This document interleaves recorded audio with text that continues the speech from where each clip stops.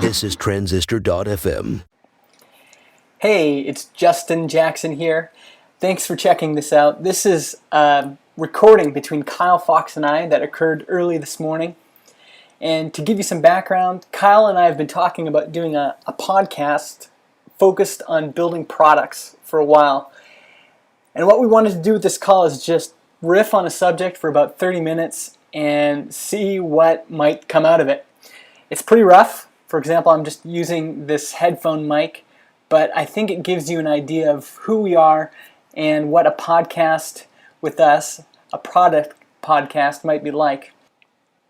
So give it a listen. We'd love to hear your feedback at productpeople.tv. And here we go.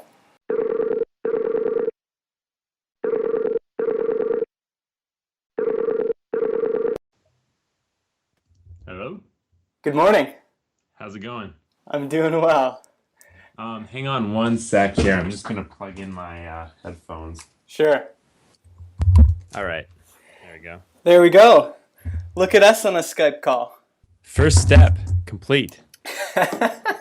We're almost done. We're almost done. So do you want to talk about products?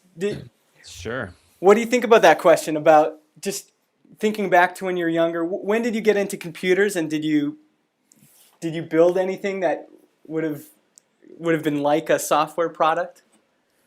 Like when I first really started getting into computers was it was when Netscape Communicator kind of came out, and okay. One of my friends showed me Netscape Communicator. He was like pretty into computers and stuff. So what year would have this been? when? Yeah. Oh boy, 1997, 98 maybe. Okay. I was probably about 13 or 14. Okay. And so Netscape Communicator was kind of like Netscape's version of Microsoft Front Page. It was kind of like a point and click, make a website type thing. Yeah, I remember it. Yeah. Oh, yeah. Oh, cool. That's that kind of dates both of us, I guess. Then. Yeah. But so anyway, yeah. I guess I started kind of playing around with that, and at the time, I was like, yeah, I guess that would have been about the time I was like learning to play guitar and stuff too, and so I was like super into like heavy metal and stuff. So like pretty much all I did was like listen to music, play guitar, or make like fake band websites. So I would make like all these like Pantera fan pages and like stuff like that. Yeah, that's awesome. So that's kind of like where I started playing around with the like design side. I mean, I use that term loosely because it was more like dump every animated GIF I could find into an HTML page and call it a Pantera site. But anyway. Yeah. To like the idea like, whoa, I can like use this computer to like make stuff that I want. Like I can just think up something and then make it. So that was kind of like fun. And I made a couple like web pages like while I was in junior high and stuff. And then actually the same friend who kind of got me into that, he showed me Visual Basic 6 one day. And have you seen that before? Yeah. So yeah, like if you're not sure what Visual Basic is, it's basically like it's a Microsoft product that lets you basically drag and drop interface elements. It's kind of like Interface Builder for Xcode. You can drag and drop elements and then kind of like, create software screens. And then if you, for example, double click a button, it'll let you write some code to explain or define what that button does. So anyway, he showed me like Visual Basic one day, and it like blew my mind because I guess I had always like, I guess had like, I don't know how to say it, like a sensitivity towards like software and stuff like that. Like I would just notice like if things were annoying to use or whatever. I kind of always wondered how software was made. So to see Visual Basic, like, and he was showing me how you like could drag things around and design screens, I was like, whoa, like it was kind of like another like aha moment. Like I could build anything like with this, right? Like I could build a piece of software. And so I started like drawing fake interfaces for like all kinds of like random stuff. Like, I can't even really think of any examples, but like basically I would just drag form fields around and like pretend I was like designing software for like point of sale systems and stuff like super nerdy things for a 16-year-old kid to Yeah, yeah. be. But yeah, so like so that's sort of where I started, I guess, getting into the code side too. I was like, okay, well, that's kind of cool that I can like make these screens, but I can't make them like do anything. So that's sort of when I started like diving into figuring out how to make interfaces actually work. So diving into the code side of things. And I guess like through most of that period, like I didn't really like build any products, like what you'd call products. It was mostly just like experimenting and like just like yeah, mucking around with like different tools and like getting a feel for how things are built. Yeah. Yeah. And just kind of like I guess like sharpening that like awareness of those things. Like I remember one day I used to work at a hardware store in high school, and the like the checkout system was like you know those old archaic, they look like 1970s Unix terminals, like monochrome screens type thing. That's right. And so but I had worked there for a while, so I had totally got used to like the like insane key combinations required to like scan an item and accept a payment. It was like, you know, Control F4 to open the cash register and just like junk like that. So, but I remember one day like checking out these two customers, and the one guy, I guess, turned out to be like an exchange student for the local college, and he started like talking wildly in some other language and like pointing at the screen I was working on and stuff. And I was I was like, what's going on? And like the girl with him, which I guess was like where, you know, he was like staying on his exchange, was like, oh, well, he's like an interface designer, and like what he does is he like designs how software works for people. And he's like, he's just like pointing out all the flaws with your system. And it was like kind of like another one of those like aha moments where I was like, whoa, like people, like I always kind of felt like, you know, weird for caring about how software was to work, you know, like all my friends and parents and stuff, and like the people I worked with at the hardware store, they're like, whatever. But I was always like, well, it could be better. Like, why isn't it better? And why does nobody care? And then this like random guy coming to a hardware store just like sees what I'm working on and just like has this like, you know, moment of passion where he's just like I had no idea what the things he was saying, but just like how like animated he was talking about this. I was like, oh wow, like there's people out there who like actually really care about this kind of stuff. And so it's kind of like another one of those moments where I was like, I don't know, like maybe this is kind of like something I could do too. Like, you know, this whole idea of like building things that people work with and approaching it with like, you know, like, let's not just make it work, but like, let's make it like a quality thing. So, so yeah, I guess that's sort of where like all of those like things kind of came together. And like, I guess that's kind of why now I'm not just like really a coder and like not just a designer. Like my end goal is to build awesome things that are like a pleasure to use and that people find useful and stuff like that. And so yeah, that kind of just brought everything together for me. I guess that's kind of like, yeah.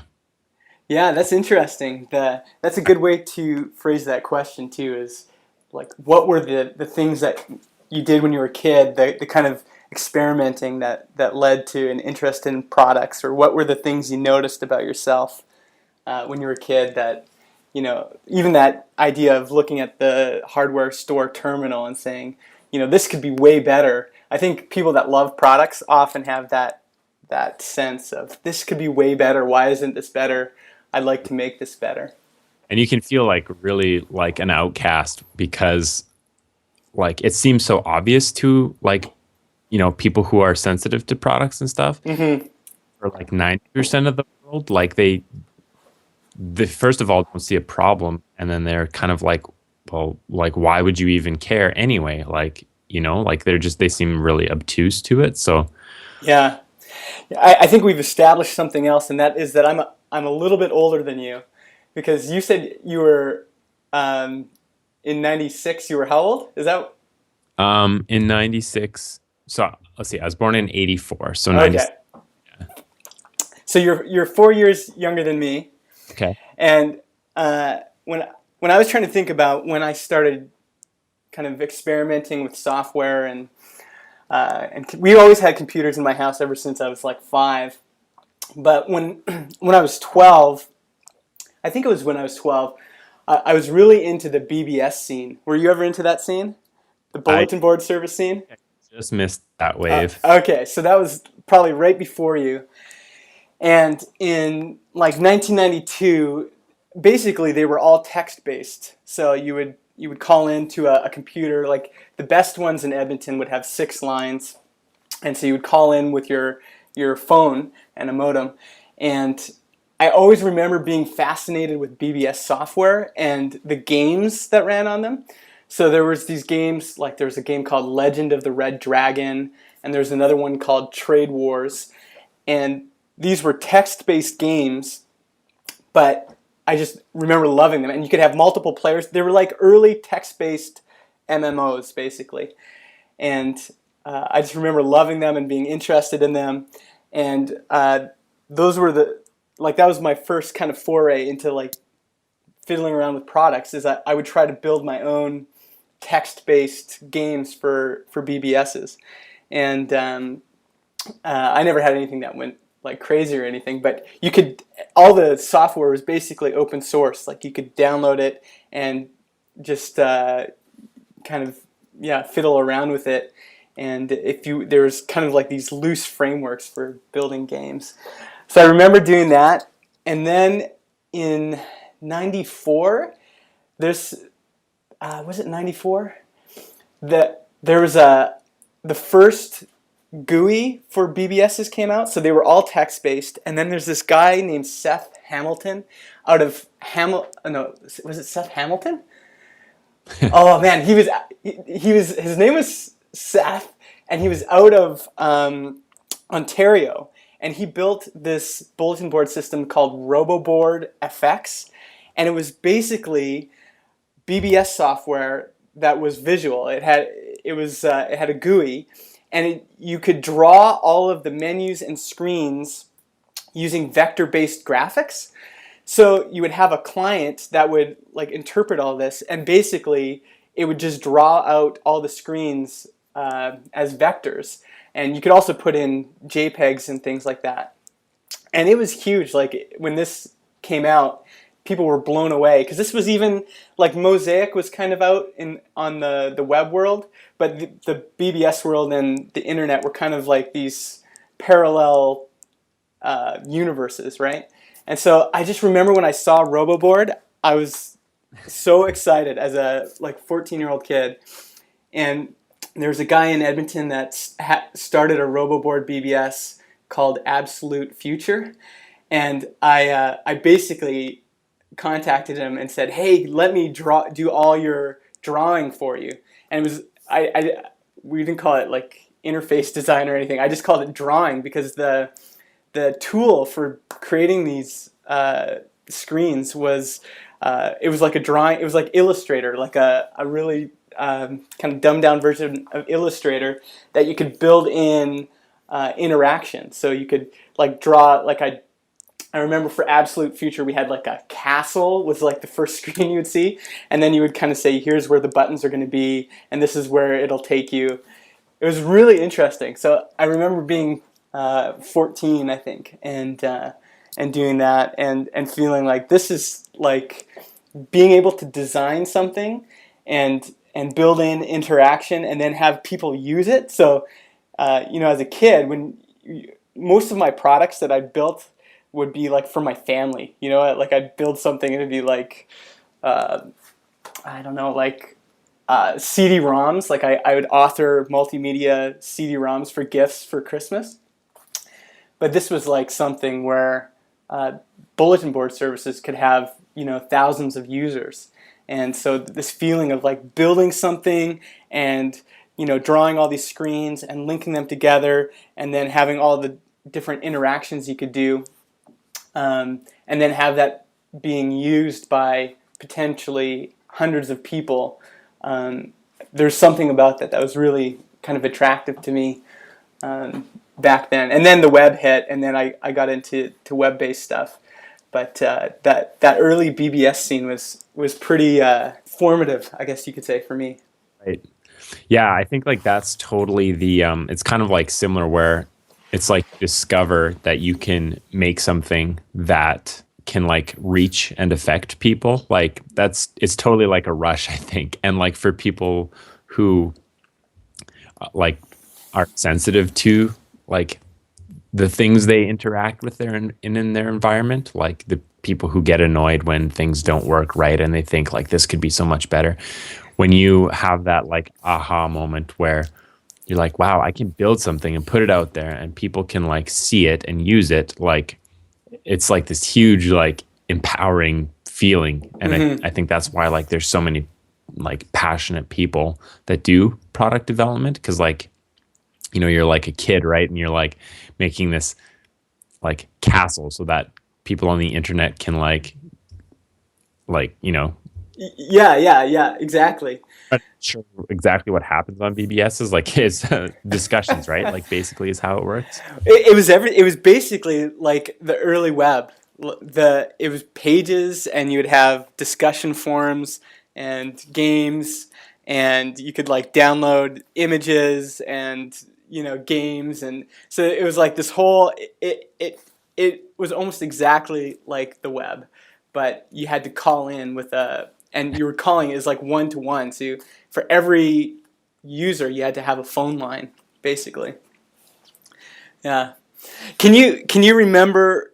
Sorry, not remember, but can you think of like what the first software product you made money on was, or have you been able to sell any software products? I think like the first real undertaking, of mine that I did like kind of for myself that actually made money would probably be photojournal. It was kind of like, I guess like in like when I went to college and stuff like that, 37 Signals was kind of just coming out. And so up until that point, you know, I was sort of thinking like, I can build something and like, you know, be building software and products and stuff as my job. You know, so it's kind of like I can get a job doing this.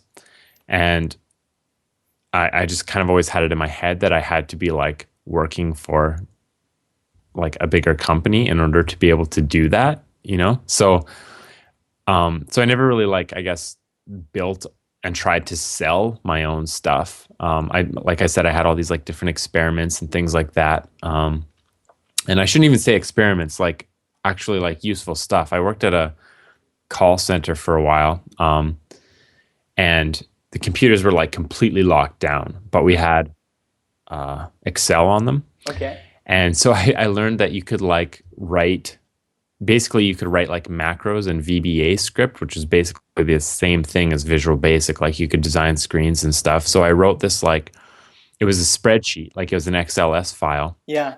But like when a call came in, it would like pop up and start recording the length of the call basically. And no way.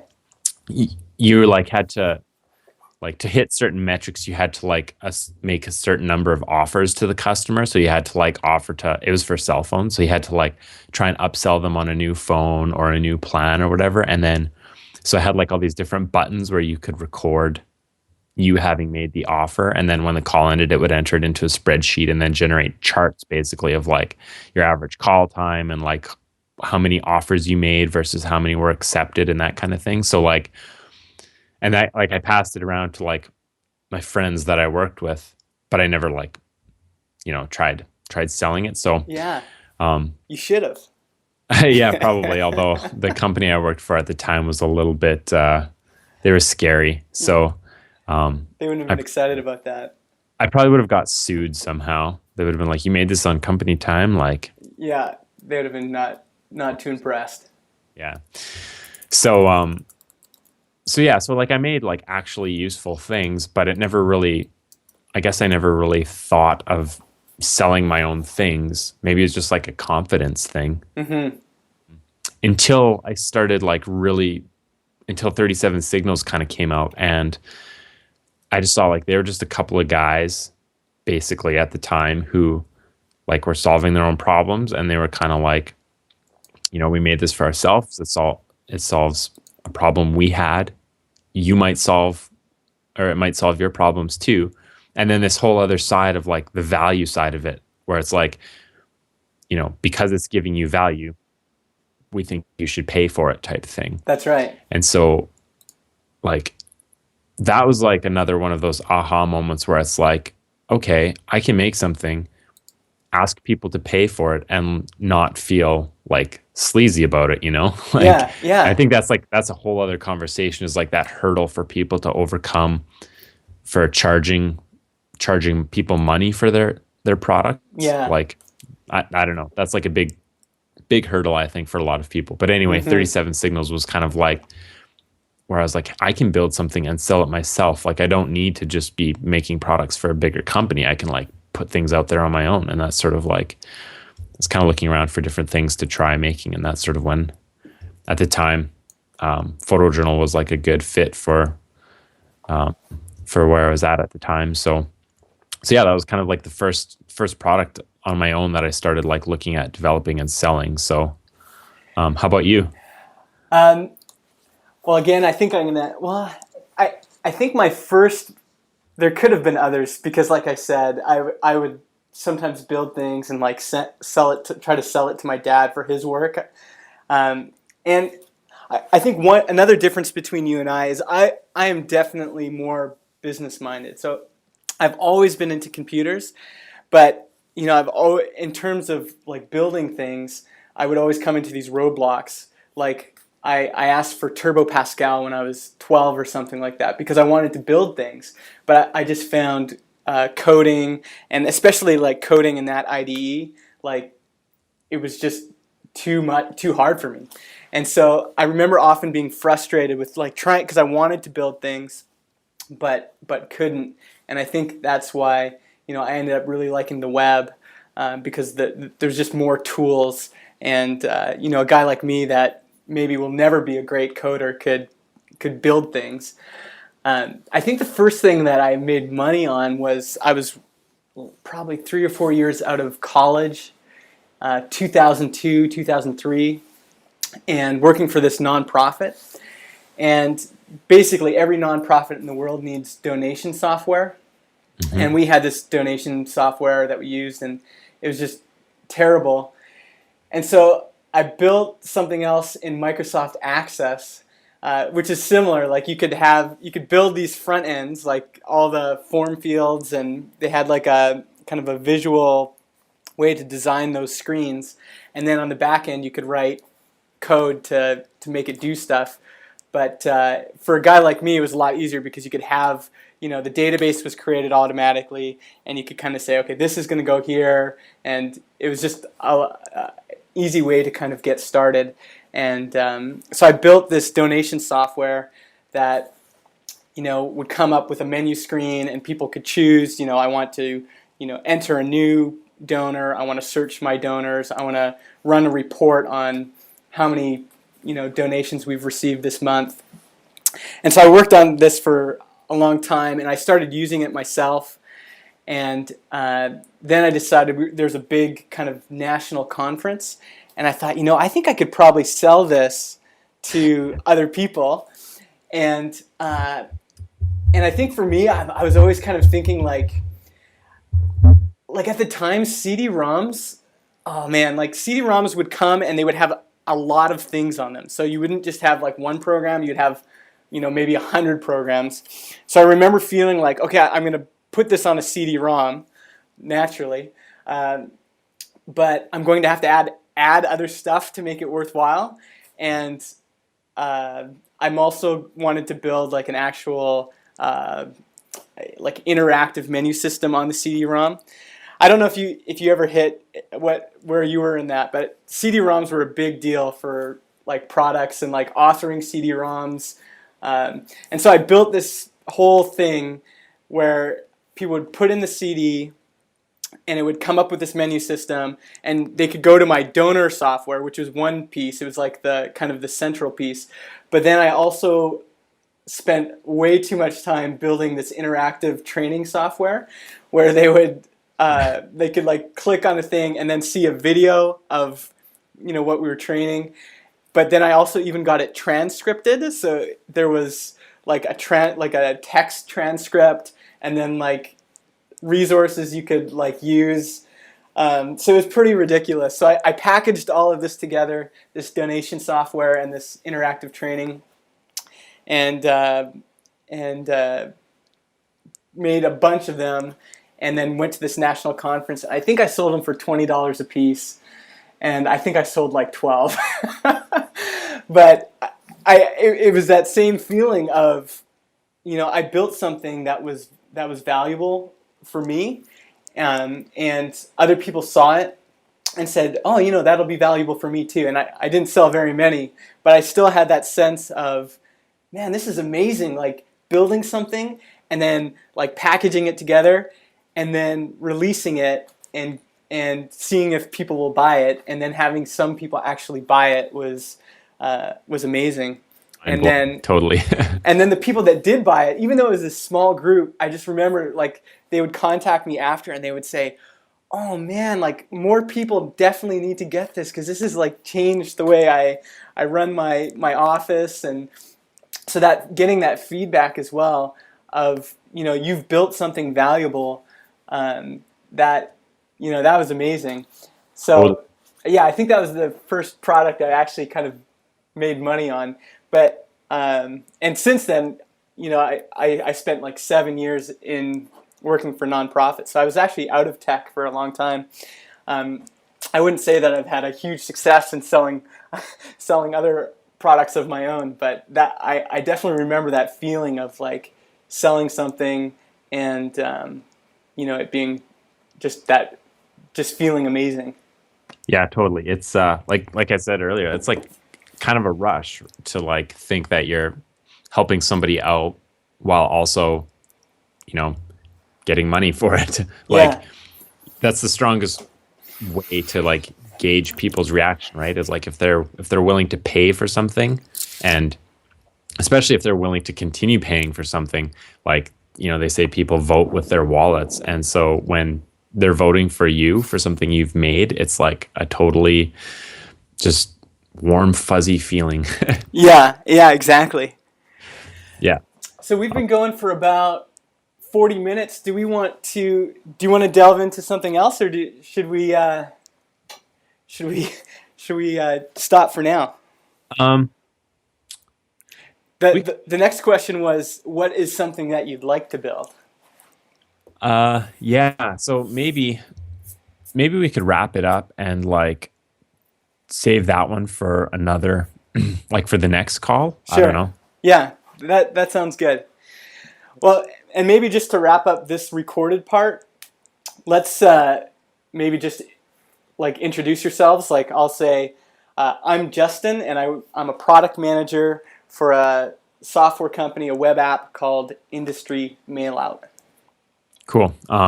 And my name's Kyle, and I'm a freelance web designer and developer. And I also run Photojournal, which is a hosted blogging service for professional photographers. Beautiful. Perfect. Well, let me stop the recording here. Podcast hosting is provided by Transistor.fm.